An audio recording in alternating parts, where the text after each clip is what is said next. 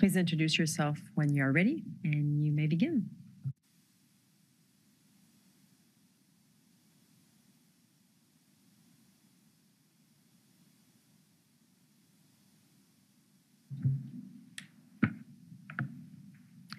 Madam Chair, Commissioners, and Commission staff, thank you for inviting us to appear today. My name is Marla Boltman. I'm the Executive Director of Friends of Canadian Media, and I will not be making a potato salad joke. With me today is our board member, Kelly Lynn Ashton, and our external counsel, Peter Miller. Friends of Canadian Media is a nonpartisan, nonprofit citizens movement that stands up for Canadian voices in Canadian media. We speak for Canadians from across the country who proudly support a strong Canadian media sector and our cultural sovereignty. We've been in the cultural sovereignty business for just over 40 years now. Our job has been to remind Canadians that failure to protect our culture and our identity is a recipe for foreign domination. Now, with a little help from our unpredictable neighbors from the South, Canadians have heard that message loud and clear, which is why it's so important that we remember that despite its name, the core purpose of the Broadcasting Act is to create and disseminate programming for Canadians and Canadian audiences. It is fundamentally an act of nation building. It says so right there in Section 3.1 of the Act. The broadcasting system is a public service essential to the maintenance and enhancement of national identity and cultural sovereignty. To make that broadcasting system a reality, the Act gives us a long list of goals, 41 shoulds and 14 shalls to be precise. You might have formed the impression from reading some of the interveners' written submissions that the Act gives the Commission a blank check to pursue flexibility in the name of unique business models. It does not. What the Act says about flexibility in Section 5 is moored to the shoulds and shalls in Section 3, which are about accomplishing Canadian programming goals through the use of Canadian creative human and other resources. As for these unique business models, last we checked, exploiting rights to attract and monetize audiences is a story almost as old as time. The foreign streamers may have changed the way audiences consume content, but they certainly have not changed the way it's made, or the fact that there are multiple inputs in the creative value chain that must be respected and rewarded. The pith and substance of the Broadcasting Act requires the Commission to boldly intervene in a market dominated by American content, to ensure that Canadian stories have pride of place and to protect our cultural sovereignty.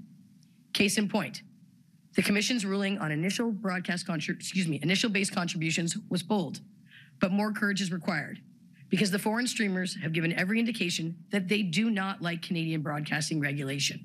And in the last 3 years, more particularly in the last 10 days, they've done very little to build up the goodwill and credibility that would enable the Commission to grant the blind trust to which they believe they are entitled.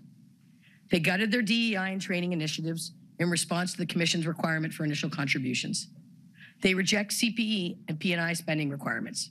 They do not believe in a sharing economy that will allow our Canadian producers and creative talent to survive and thrive. And they have zero interest in contributions to media funds to support news, the backbone of our democracy. And they'll see you in court. Thank you very much. It's always no, no, no, except for one thing. It's yes to the hundreds of millions of Canadian taxpayer dollars that they use to support their foreign service production. Those they like just fine. Our message today is that the Commission must keep in mind that market domination should not be prioritized above our domestic policy goals. So says the Act, so said the policy direction, and so say the Canadians we speak for. Your role, as we said at the beginning of our comments, is to be bold. But abolishing expenditures on programs of national interest is not the kind of boldness that Canadians need. It is a bad idea for any number of reasons, one of which is that we cannot trust the foreign streamers to fill a Commission-created void in the programming that most defines us as Canadian. Trusting the streamers to pick up the primary load on Canadian P&I is like trusting our news production to foreign news networks. Canadians aren't pining for a Fox News North, and they aren't asking for Americans to become the muse of Canadian stories. The big budget production values that the streamers could bring are not substitutes for the value of Canadian stories by Canadian voices that reflect and represent us all, including those from equity-deserving communities and Indigenous peoples. The Online Streaming Act believes in Canada. It says so through its policy goals and the detailed regulatory powers bestowed upon the Commission to achieve them. That belief needs to come in the form of doubling down on Canadian talent and Canadian ownership and control. Parliamentarians could not have predicted the times in which you'd be asked to implement the Online Streaming Act. But here you are, the sentinel at the gate.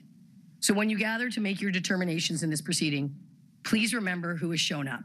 And please consider that the vast majority of Canadian interveners have approached the implementation process with a spirit of collaboration and cooperation. How very Canadian of us. We sincerely hope that the Commission's decisions are infused with a similar spirit of community.